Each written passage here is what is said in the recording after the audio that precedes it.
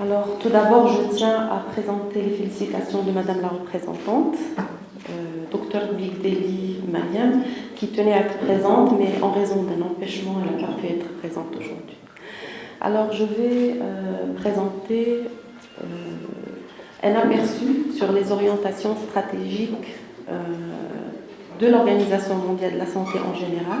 en matière de lutte contre le diabète et un peu introduire la couverture universelle par rapport à cette composante de prise en charge du diabète dans le monde. Tout d'abord, rapidement, la charge de morbidité, je pense que Dr Belkhadir a déjà fait une présentation assez détaillée par rapport à la charge de morbidité. Ce qu'on peut noter, c'est que cette épidémie, si on peut dire que c'est une épidémie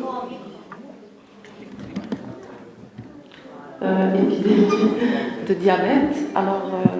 elle est vraiment en augmentation très rapide.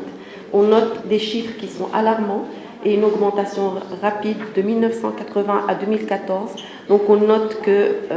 le nombre de diabétiques ou de personnes qui sont hyperglycémiques a augmenté de 4 fois, une prévalence qui augmente très rapidement. On a une prévalence de 4,7% et qui arrive à 8,5% en 2014, entre 80 et 2014. Et là, on note aussi que l'impact de cette maladie est bien traduit par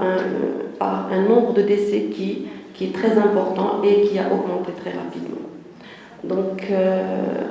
on peut noter aussi que la gravité de cette maladie vient du fait que cette maladie a des effets qui sont donc un impact important, des complications secondaires qui sont très graves et qui dénotent de cécité, d'insuffisance rénale, d'amputation des membres inférieurs, autres conséquences qui affectent en fait la qualité de vie de ces personnes diabétiques. Ce que je peux dire par rapport à la région de la Méditerranée orientale de l'OMS, il y a 6 régions catégorisées au niveau de l'Organisation mondiale de la santé, dont celle de la Méditerranée orientale, et le Maroc fait partie de cette région. Et c'est la région qui est la plus touchée par l'épidémie de diabète. Et on note que, pour cette région uniquement, 43 millions vivent avec cette maladie et une augmentation très importante de la prévalence par rapport à toutes les autres régions de l'OMS. Et on est passé de 5,9% de prévalence en 1980 pour arriver à 14% en 2014. Également, le taux de décès est le plus élevé. On voit bien sur ce graphique-là qui montre la tendance de la prévalence au niveau de toutes les régions. De 1980 à 2014, on note bien en rose que la région de la Méditerranée orientale est celle qui a vu l'augmentation la plus importante en matière de prévalence du diabète. Également, si on voit le pourcentage de décès qui sont imputés à l'hyperglycémie survenant entre 20 et 69 ans, on voit bien ici que la région, que les pays qui sont à revenus intermédiaires, comme le Maroc, sont les pays qui notent l'impact en matière de décès le plus important. Et on note, comme pour les pays à revenus intermédiaires, pour les hommes et pour les femmes, donc 60,5% qui sont de décès qui sont imputés à l'hyperglycémie. Rapidement, je pense que ça a été présenté, donc la gravité de cette maladie vient du fait qu'il y a des complications très graves de cette maladie. C'est une maladie qui évolue à bas bruit et qui donne malheureusement des effets secondaires très graves qui peuvent toucher les différents organes qui sont représentés sur cette diapositive. Alors je voulais quand même donner un petit aperçu au-delà de ce qui est la charge de morbidité, de mortalité par rapport à cette maladie dans le monde et dans les différentes régions du monde. Il y a aussi donc la couverture sanitaire universelle. Où en est-on en matière de couverture sanitaire universelle? Et le rapport de l'OMS de 2017 dit que près de la moitié de la population ne bénéficie pas d'une couverture complète de services de santé essentiels et que chaque année, 100 millions de personnes sombrent dans la pauvreté extrême. Et aussi, donc, les dépenses on a plus de 12% de la population, ça a été présenté également, dépensent au moins 10% de leur budget pour payer des soins de santé. Qu'est-ce que c'est que la couverture sanitaire universelle? C'est un état, c'est une situation où les personnes ou les populations ont un accès à des services de santé essentiels sans qu'ils trouvent de difficultés financières, en fait. Et ça, quand on dit service essentiel, qu'est-ce qu'un service essentiel? C'est pouvoir avoir des services au niveau des services de santé qui vont de la promotion, qui passent par le traitement, par la réhabilitation, par éventuellement des soins de fin de vie, et que ces communautés, que cette population n'a pas à souffrir financièrement de cet accès aux soins. Et ça, on voit donc l'état des lieux en matière de l'OMS montre que près de la moitié de la population n'a pas encore à ces services de santé. Là, on peut voir rapidement qu'est-ce que ça veut dire un accès, une couverture sanitaire universelle. C'est qu'on puisse pouvoir avoir des services qu'on puisse consulter, qu'on puisse avoir accès de consultation, de traitement, un accès aux médicaments, et qu'on ne puisse pas, bien sûr, avoir à souffrir financièrement de ces services de santé essentiels. Donc, les orientations stratégiques de l'OMS, là, je vais juste dire qu'il y a eu une prise de conscience à l'échelle internationale par tous les pays membres de l'OMS et également par tous les gouvernements qu'il est question de se mobiliser, il est question de créer des politiques pour lutter contre les maladies non transmissibles en général, mais également incluant le diabète. Et là, on peut citer quelques étapes de mobilisation internationale dans le monde qui sont, je peux citer par exemple, en 2011, il y a eu la déclaration politique de l'organisation de l'ONU sur les maladies non transmissibles et qui a engagé tous les pays pour se mobiliser, pour créer des politiques favorables à un accès universel et à la lutte contre le diabète. Il y a eu le plan d'action mondial pour la lutte contre les maladies transmissibles 2013-2020. Il y a eu aussi les objectifs pour 2025 et il était question de lutter contre le diabète et également contre l'obésité pour arriver en 2025 à une prévalence stable, et aussi bien sûr les objectifs de développement durable qui tiennent à réduire de un tiers la morbidité prématurée due aux maladies non transmissibles, incluant le diabète. Une étape également par rapport à élaborer un rapport mondial sur le diabète qui est très important en 2016. Ce rapport mondial a permis de donner un état des lieux sur la prévalence du diabète dans le monde, dans différents pays,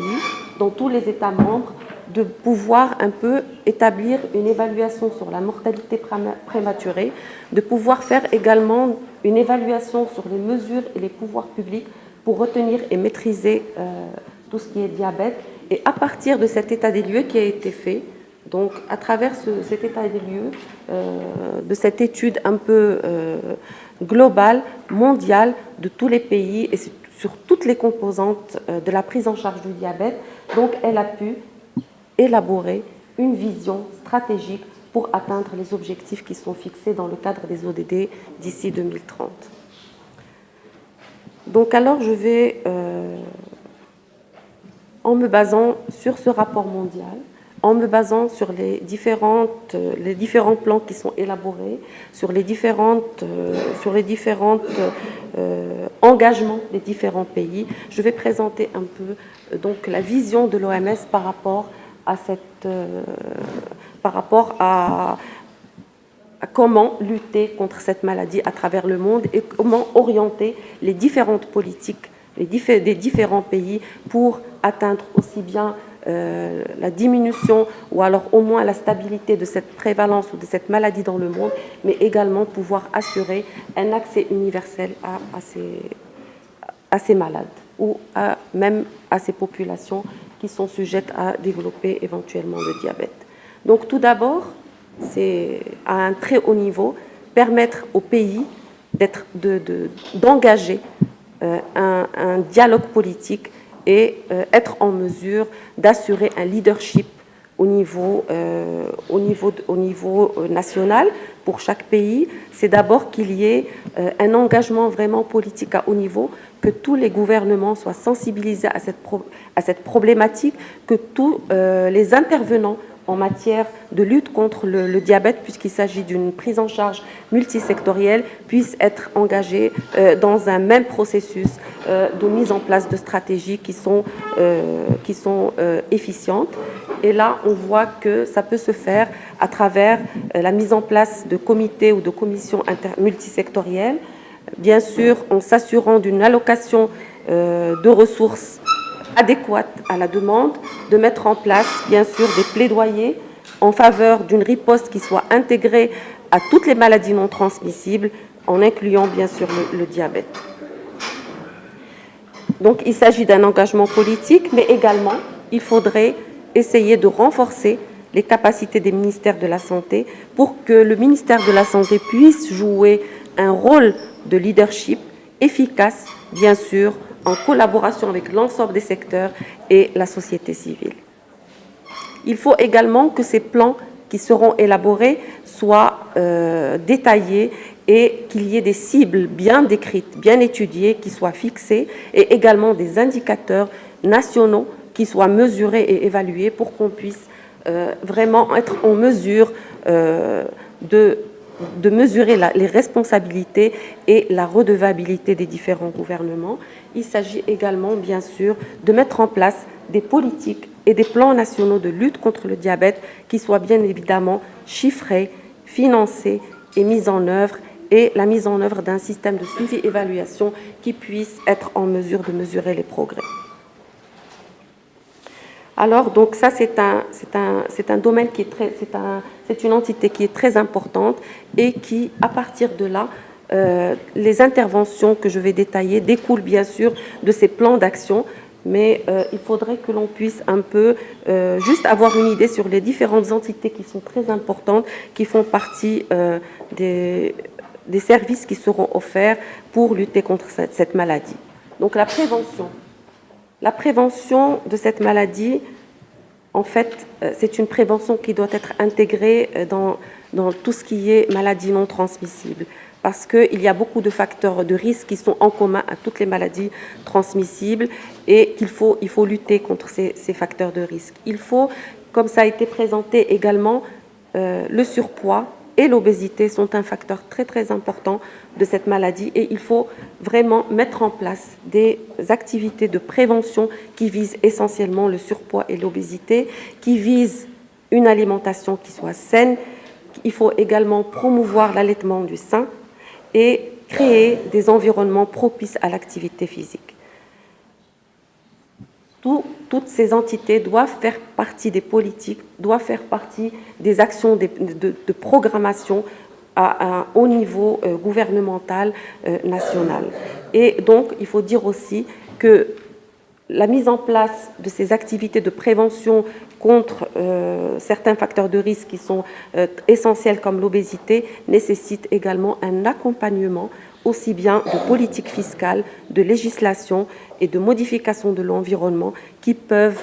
vraiment rendre sensible cette population aux activités de prévention que les ministères de la Santé, que la société civile et que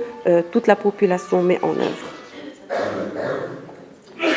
Là, je vous laisse juste regarder, réfléchir un petit peu. Ça nous permet ça permet une réflexion. Et chacun a une manière d'interpréter à sa manière. Là, il y a la technologie qui évolue et malheureusement, on devient de plus en plus sédentaire et on augmente les facteurs de risque pour développer une maladie qui est très grave. Alors, donc, à côté, donc, il y a l'engagement politique, il y a la planification, il y a bien sûr la prévention, mais il y a également la prise en charge, c'est-à-dire une fois qu'on a diagnostiqué une personne qui est diabétique ou qui présente une hyperglycémie, on doit également bien sûr la prendre en charge et cette prise en charge bien sûr toujours inclus dans le cadre de la prise en charge des maladies non transmissibles, mais également avec une vision d'offrir des services qui sont essentiels afin d'assurer la couverture sanitaire universelle, comme je l'ai expliqué tout à l'heure. Donc, il s'agit d'offrir des soins, une prise en charge dans le cadre de soins primaires, c'est-à-dire primaire, c'est tout ce qui est prévention, promotion, c'est tout ce qui est prise en charge, offre de médicaments, etc. Et donc, s'assurer de la qualité de ces services essentiels par la mise en place de guidelines et de protocoles, et bien sûr, assurer un accès équitable aux médicaments essentiels et également aux technologies afin d'assurer une prise en charge et un diagnostic précoce de cette maladie.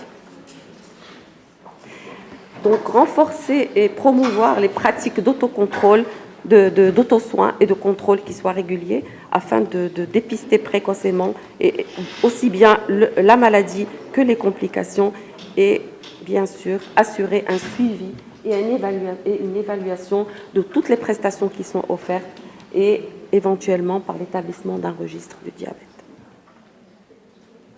Là, schématiquement, on peut voir que